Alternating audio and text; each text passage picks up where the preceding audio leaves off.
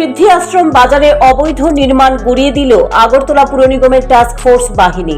শুক্রবার আগরতলা পুর নিগমের কমিশনার ডক্টর শৈলেশ কুমার যাদবের উপস্থিতিতে সিদ্ধি আশ্রম বাজারে অভিযান চালায় পুর নিগমের বুলডোজার। বেশ কিছু দোকান ভেঙে গুড়িয়ে দিয়েছে।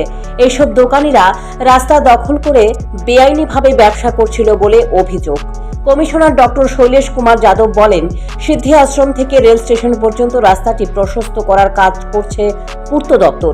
এই কাজ অনেকটাই এগিয়ে গেছে, কিন্তু সিদ্ধি আশ্রম বাজারের একাংশ ব্যবসায়ী বেআইনিভাবে রাস্তা দখল করে ব্যবসা চালিয়ে যাচ্ছেন।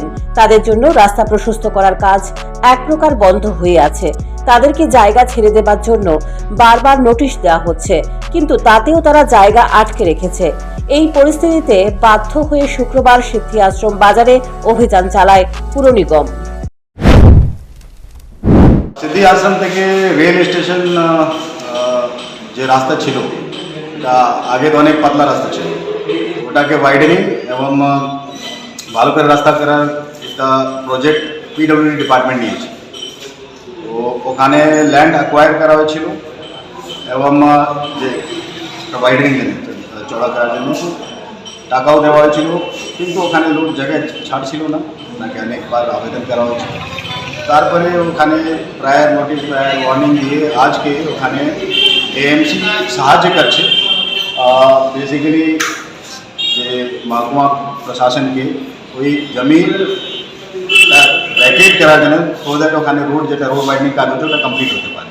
আপনি ওখানে গিয়ে দেখতে পারবেন যে অনেক পার্টে রোড কমপ্লিট হয়ে গেছে, কিছু কিছু পার্টে লোক এখনও বসে আছে। মোস্টলি কাঁচা দোকান এরকম আছে, কিছু টেম্পোরারি এক দুটি পাক্কা বাড়ি আছে, ওখানে একটা ক্লাব ঘর আছে এবং কিছু স্টলগুলো আছে। সবাইকে টাকা দেওয়া হচ্ছে ল্যান্ড অ্যাকুইজিশন থেকে। তারপরে ওরা কিছুদিন চাইছিল যে ওরা শ্রমিক হাঁটাবো, দিন দেওয়া হচ্ছে, ওর থেকে বেশি দেওয়া হচ্ছে। তারপরে আজকে সকাল থেকে এমসি একটা সাহায্য করছে পিডব্লিউডি এবং সাব ডিভিশনাল যে রোডের জন্য জায়গা আমরা পাই, ওটাই। পুর নিগমের বুলডোজার দিয়ে দোকান ভেঙে দেওয়ায় ক্ষতির শিকার হয়েছেন বাজারের বেশ কিছু ব্যবসায়ী। অনেকের দোকানের জিনিসপত্র নষ্ট হয়ে গেছে। কেউ কেউ বুলডোজার আসার আগেই জিনিসপত্র অন্যত্র সরিয়ে নিয়েছেন। তবে সিদ্ধি আশ্রম থেকে বাধারঘাট রেল স্টেশন পর্যন্ত রাস্তাটি প্রশস্ত হলে এই রাস্তায় মানুষের পাশাপাশি যানবাহন চলাচলে অনেকটাই সুবিধা হবে।